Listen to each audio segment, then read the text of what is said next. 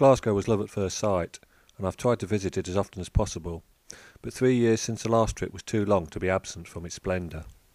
Buildings such as the Art School, the Lighthouse and Glasgow School of Art are all fine and good, but it's urban decay that quickens my heart, and the urban decay in Glasgow has such beauty.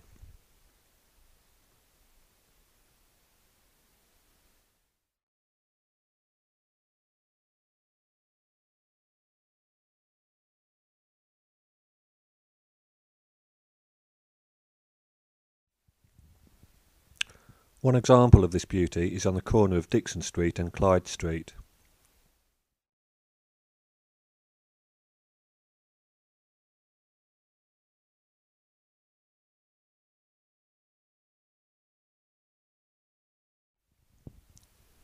A few steps further west along Clyde Street and you reach Custom House. When you've finished appreciating Custom House, turn around, cross the road and enjoy Arthur Dooley's La Passionaria, which commemorates Scots who fought fascism in Spain and is inscribed with Emiliano Zapata's quote, "It's better to die upon your feet than to live upon your knees."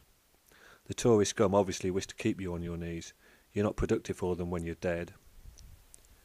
If you're feeling energetic and fancy walking to the Borough collection from Clyde Street, navigate via St Andrew's Drive, and when you reach number 11 St Andrew's Drive, you'll find this slogan art.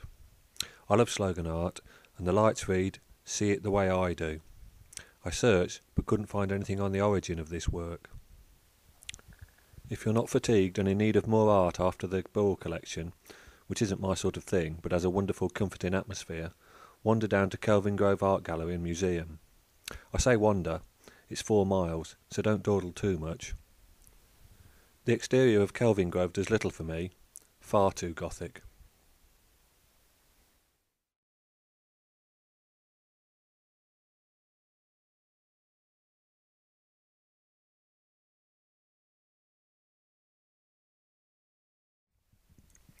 But the interior is a fantastic space, especially adorned by Sophie Cave's floating heads.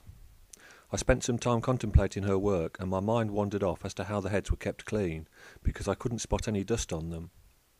I assume the heads are lowered down on their wires, cleaned and hoisted back into position.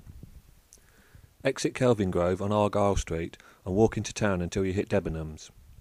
It's not just urban decay that appeals to me. The stark, regimented Soviet style of this grey wonder is a must-see, and it's a perfect example of the maxim, look above the ground floor shops, for that's where beauty in the UK cities resides.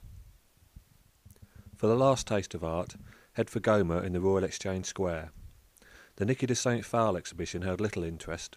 It was too much in the vein of Jean Moreau, and I find his work too organic for my spiky, angular preferences. Anyway, here's a picture of the GOMA Lobby, shot from the second floor. And an exterior shot. I was disappointed to see Wellington didn't have the traffic cone on his head. Tarquin has written a piece on why the traffic cone on Wellington's head is so important to Glasgow's identity, and if he finds someone with a suitable Scottish accent to play Charlotte, we'll record a video for EC. Opposite GOMA, on the corner of Ingram Street and Queen Street, demolition was being undertaken. This half-demolished building is as beautiful as any sculpture, and wish I'd shot footage of the demolition to use as a bed for this video, but I'm an incompetent half-wit. Right, we'll leave you with an example of urban decay on West Campbell Street that is too lovely for words.